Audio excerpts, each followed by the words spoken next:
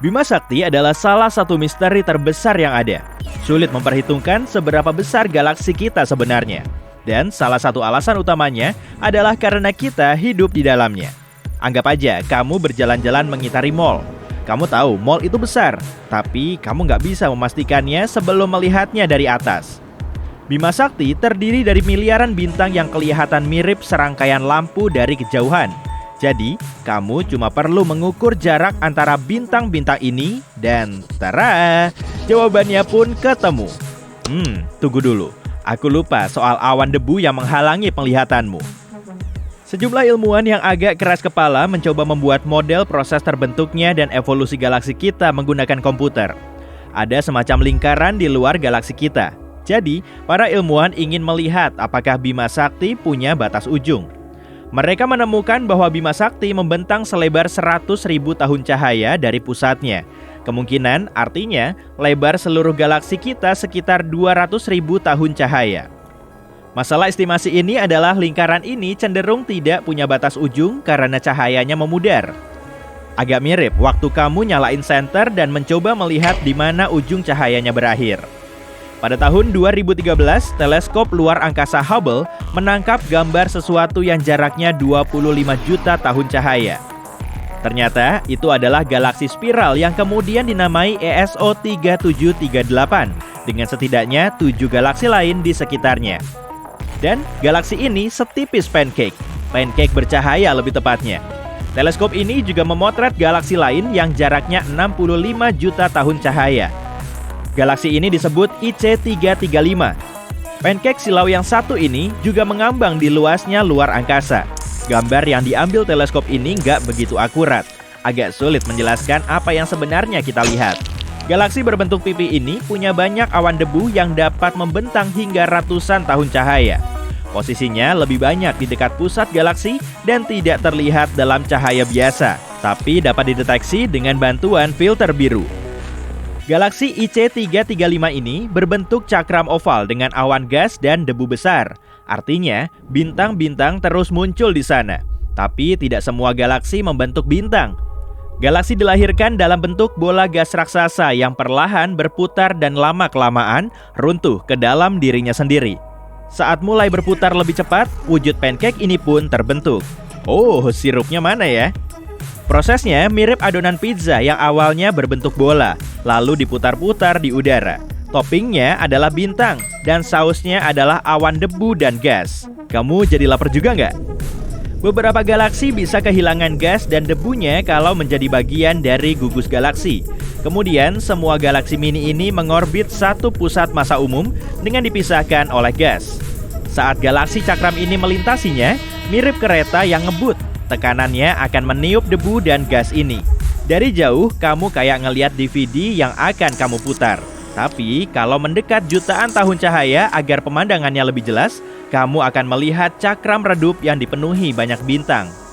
Kamu bahkan takkan tahu apakah kamu ada di dalamnya atau enggak. Kamu juga akan melihat gumpalan debu yang ditinggalkan oleh raksasa merah di tengah galaksi. Raksasa merah adalah bintang besar yang sangat cerah dengan suhu permukaan rendah. Tapi, gambar-gambar galaksi ini sebenarnya tidak menunjukkan warna aslinya. Kamera membentuk warna-warna ini agar kamu tidak perlu melihat gambar yang kabur atau kasar. Orang-orang sebenarnya tidak tahu warna asli galaksi di kejauhan. Galaksi kita punya banyak gas di dalamnya, kayak aku. Jadi, galaksi rumah kita tak akan mengering dalam waktu dekat. Bahkan, Bima Sakti masih menghasilkan bintang-bintang baru, sekitar 7 dalam setahun. Tapi beberapa galaksi meredup saat tidak bisa lagi membuat bintang. Kita menyebutnya strangulation, dan ini terjadi saat galaksi kehabisan gasnya. Artinya, tidak ada lagi materi baru yang bisa digunakan untuk membuat bintang. Bukan cuma gas dan debu yang bisa kamu temukan di galaksi. Sama seperti pesulap yang menarik kelinci, bunga, dan objek lainnya dari topi ajaib, galaksi juga punya kejutan lain. Misalnya planet, yaitu bola-bola materi yang berputar di porosnya sendiri dan mengitari objek lain.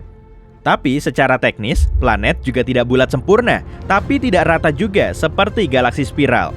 Semua karena gravitasi. Kekuatannya yang sangat kuat membuat planet menarik segalanya ke tengahnya, sehingga membentuk seperti bola. Dalam prosesnya, semua tepi dan apapun yang agak mencuat keluar lama-lama terkikis. Tapi makin kecil suatu objek luar angkasa, bentuknya makin tidak bulat. Komet misalnya, permukaannya tidak selalu halus, bentuknya kecil, jadi ujung-ujungnya kasar dan runcing. Kalau melihat ukuran bumi, bisa dikatakan gravitasi di sini jauh lebih kuat dibandingkan dengan bulan atau objek luar angkasa berukuran kecil lainnya. Dan berkat rotasi konstannya, bumi punya tonjolan luar. Perang tarik tambang antara gravitasi yang menarik ke dalam dan putaran planet kita tidak memungkinkan bumi menjadi bulat sempurna. Di samping tidak berbentuk bola sempurna, planet kita juga miring. Desain unik ini menyebabkan perubahan musim di bumi. Kemiringan ini bisa terjadi karena jutaan tahun setelah terbentuk, bumi mungkin bertabrakan dengan protoplanet, objek luar angkasa besar yang tengah berkembang menjadi planet. Venus juga unik karena berputar melawan arah dibandingkan planet lainnya. Kalau kamu mampir ke Venus, planet terpanas di tata surya, kamu akan melihat matahari terbit dari barat dan terbenam di timur. Tapi, kamu harus datang tepat waktu untuk melihat fenomena ini. Sehari di Venus berlangsung selama lebih dari 240 hari di bumi. Selama ini, para ilmuwan meyakini bahwa tarikan matahari yang kuat terhadap Venus menyebabkan hari yang sangat panjang itu. Tapi teori baru mengklaim bahwa Venus pernah berputar seperti bumi dan planet lainnya. Tapi pada satu titik, sumbunya berputar 180 derajat. Bukan berarti Venus tiba-tiba berhenti berputar dan mulai bergerak mundur. Satu teori berpendapat bahwa komet atau objek besar lainnya pernah menabrak planet ini di masa lalu. Tabrakan ini mungkin menyebabkan arah rotasinya berubah, tapi banyak ilmuwan meragukan teori ini. Kalau kamu sering memandangi bulan, kamu mungkin memperhatikan bahwa wajah yang sama selalu menatapmu balik setiap malam. Faktanya, bulan memang berputar, tapi sangat lambat. Satelit alami planet kita ini butuh 27 hari bumi untuk berputar pada porosnya. Selain itu, bulan berputar pada kecepatan yang sama dengan putarannya terhadap bumi. Sisi yang selalu kita lihat disebut sisi dekat bulan, dan sisi yang tidak menghadap kita, yap, tebakanmu benar, adalah sisi jauh bulan, atau nama kerennya sisi gelap bulan. Sumbu rotasi Uranus miring 98 derajat terhadap bidang tata surya, atau lebih sederhananya, planet ini berputar pada sisinya. Para ilmuwan pernah meyakini bahwa benda besar yang melesat di luar angkasa pernah menabrak Uranus, jadinya miring begini. Tapi ada satu kejanggalan. Bulan Uranus ditutupi es. Tabrakan super kuat yang bisa membuat planet ini miring akan mengakibatkan gangguan gerakan dan posisi bulan Uranus. Tapi semua tampak relatif tidak tersentuh. Dan semua es yang menutupinya masih utuh. Padahal, setiap perubahan besar yang terjadi pada Uranus akan menghasilkan energi yang cukup untuk melelehkan es di sana. Alasan lain kenapa posisi Uranus agak aneh, mungkin karena cincinnya.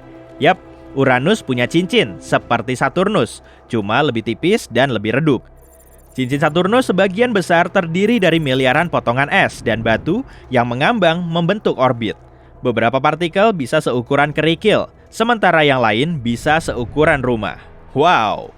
Partikel lain di sana adalah komet, asteroid, dan bulan yang hancur akibat gravitasi Saturnus. Kalau kamu mengamati cincin ini dari jauh, bentuknya mirip garis-garis warna-warni yang terdiri dari ribuan rona berbeda. Tapi sebenarnya, cuma ada 8 lapisan cincin di sana. Uranus mungkin punya cincin yang sama indahnya kayak Saturnus sekitar 4,5 miliar tahun lalu. Keseimbangan antara gravitasi Saturnus dan cincinnya mungkin membuat planet ini tetap tegak, jadi dia nggak miring. Kalau Uranus punya cincin yang sama, cincin ini bisa mencegahnya miring. Cara untuk memecahkan masalah kemiringan Uranus mungkin adalah dengan mengembalikan cincinnya. Cincin ini akan membantu Uranus menjaga keseimbangannya. Meski begitu, kita semua tetap menerima Uranus apa adanya kok.